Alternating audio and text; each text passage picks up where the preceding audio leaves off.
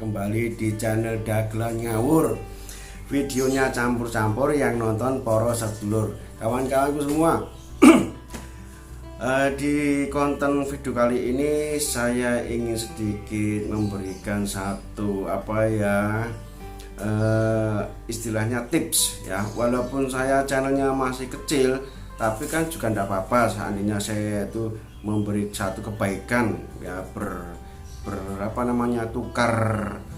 tukar ilmu atau tukar pengalaman ya, itu seputar YouTuber. Soalnya apa, prinsip saya itu sebagai YouTuber itu kalau bisa itu saya memberikan yang terbaik pada para penonton dan para YouTuber pemula atau yang lebih junior daripada saya. Tapi tidak menutup kemungkinan saya itu juga masih kecil, masih 2000 sekian subscriber saya. Tapi saya sudah monetisasi teman-temanku semua, yaitu mengenai tentang memperbaiki channel kita ya. Jadi kalau channel kita itu biar dilihat atau biar ada penonton pas waktu saat kita itu upload, intinya itu channel kita tuh ada yang nonton gitu ya. Jadi nggak sepi penonton. Itu ada 5 tips ya, 5 tips ini yang perlu kita perhatikan. Yang pertama teman-teman, yaitu yang pertama tampilan channel kita itu harus kita setting dulu ya. Tampilan channel kita itu sebagai rumah atau teras kita. Kalau teras kita saja kita acak-acakan, amburadul, mana bisa orang melihat rumah kita itu dia mengatakan bagus kalau teras kita aja sudah acak-acakan. Betul nggak? Betul. Nah makanya channel kita itu harus mempunyai tampilan yang lebih wow gitu dulu, terutama profil ya. Kita bikin profil itu ya yang istilahnya eksklusif ya, walaupun nggak eksklusif yang bagus gitu loh ya, dikira orang itu wah ini keren gitu profilnya atau fotonya gitu. Terus ada banner tuh yang di belakang atau backdrop profil itu yang memanjang itu. Nah itu juga harus diisi. Kadang-kadang itu teman-teman nggak diisi seperti itu, jadi mengurangi daya tarik atau mengurangi orang itu terpikat pada channel kita. Kalau kita itu ya punya rumah, teras kita tuh temboknya itu catnya bagus, terus ada background tanaman-tanaman yang indah ya, itu semua mandang rumah kita tuh rumah yang sehat dan bagus. Yang setelah dia tuh masuk rumah kita, pasti dia itu akan betah di rumah kita. Begitu pula channel kita. Kalau para penonton itu sudah lihat ya, mukanya aja udah acak-acakan, pasti dia nggak mau akan masuk. Begitu dia masuk, nah acak-acakan pula, tinggal itu channel. Betul nggak? Betul. Yang kedua teman-temanku, maaf ada motor lewat. Yang kedua ya, waktu posting itu harus diperhatikan. Ini saya bicara itu karena mengambil dari perjalanan saya sebagai YouTube 1 tahun ini ya.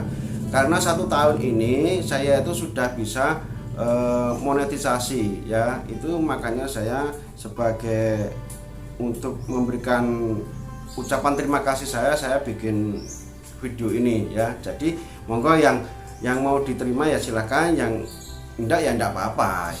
Saya lanjutkan yang kedua, yaitu waktu posting. Waktu posting kita itu harus tepat kawan-kawan. Jadi kalau waktu posting video kita nggak tepat ya nggak ada yang nonton ya. Saya ibaratkan kita itu show atau kita itu melakukan atau mengadakan suatu tontonan ya, kita biar ditonton orang, istilahnya ngamen itu aja lah. Kita ngamen pada saat jam 2 malam, siapa yang akan mau nonton? Nggak ada kan? Nggak ada. Kita ngamen pada saat jam 4 pagi, siapa yang mau nonton? Nggak ada. Makanya kalau kita ngamen itu ya jam 12 siang atau jam 5 sore itu pasti ada yang nonton ya. Kita ngamen di suatu keramaian jam 2 malam, siapa yang menonton? Itulah seperti kita waktu posting video kita. Jadi kita posting video kita itu ada jam-jam tertentu yang kita itu biar ditonton. Soalnya pada jam-jam tertentu itu orang itu pada santai dan pada cari hiburan. Yaitu pertama itu pagi ya, sebelum orang bekerja, sebelum jam 8 atau jam 6 jam 7 itu pasti orang masih santai-santai di rumah atau di kerjaan, di lokasi kerjaan. Yang kedua itu jam waktu makan siang, jam istirahat. Nah itu juga orang pada santai. Dan pada sore hari jam 5 ya itu orang juga sudah nggak beraktivitas bekerja, itu dia butuh santai dan butuh suatu hiburan ya, kesibukan hiburan. Itu teman-teman masalah tentang waktu posting. Kemudian yang ketiga, mutu video kita. Kalau kita tuh sudah tampilan depan channel kita bagus, waktu posting kita bagus, tapi kalau mutu video kita itu nggak bisa bagus, gambar atau video kita itu jelek, ya itu nanti kita ditinggal oleh para penonton. Itu pasti, karena saya mengambil pengalaman dari saya ya, waktu yang dulu-dulu itu video saya memang jelek atau saya sistem pengambilannya itu sangat jelek ya, itu walaupun kita itu percaya diri, wah tampilan saya itu bagus atau action saya itu bagus, tapi kalau resolusi pengambilan, pencahayaannya gambar itu kurang ya, pencahayaan gambar kurang, itu juga akan mengurangi para penonton atau penonton nggak akan betah, istilahnya begitu, kita ditinggal. Itu ya. Yang ketiga, mutu video harus kita benahi lagi ya, kita benahi lagi mutu kualitas video.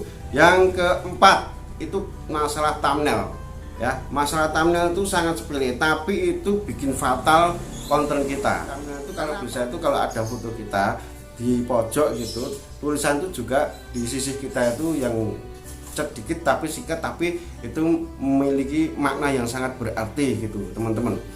Yang kelima, yang terakhir itu tentang masalah SEO teman-teman. Jadi SEO ini saya pelajari pada akhir-akhir ini ya. Jadi saya itu menjadi YouTuber sekitar 7-8 bulan itu saya baru mempelajari SEO ya. Saat itu saya itu sub ya, itu channel saya itu nggak berkembang. Bahkan waktu saya posting itu channel saya itu nggak ada yang nonton. Karena apa? Saya mengandalkan sub ya. Kalau saya nggak sub channel saya nggak ada yang nonton. Akhirnya saya mempelajari SEO ya. SEO itu apa? SEO itu satu rangkaian atau mesin rangkaian di mana supaya orang itu pada saat searching ya, ngeklik kata kunci keyword itu, video kita akan tampil. Lah itu berarti SEO kita berhasil. Salah satu contohnya kita memakai aplikasi Utech ya, kita memakai aplikasi Utech, kita tertolong pada aplikasi Utech. Itu kan kita lihat kalau kita cari keyword atau kata kunci di situ, kita akan diberitahu pada aplikasi tersebut bahwa kata kuncinya itu ini. Umpama masalah masak, yaitu di situ ada masak udang, masak ikan, masak ini, masak itu dan lain sebagainya. Kita bikin jalan-jalan, yaitu jalan-jalan ke Hongkong, jalan-jalan ke ini, jalan-jalan ke itu. Jadi gunakan aplikasi Utech itu sebagai pembantu untuk kita mencari SEO atau membantu kita untuk belajar dengan SEO ya. Yaitu nanti di video yang kemarin itu saya sudah memposting masalah penggunaan aplikasi Utech ya. Yaitu nanti di video sebelumnya itu bisa dilihat di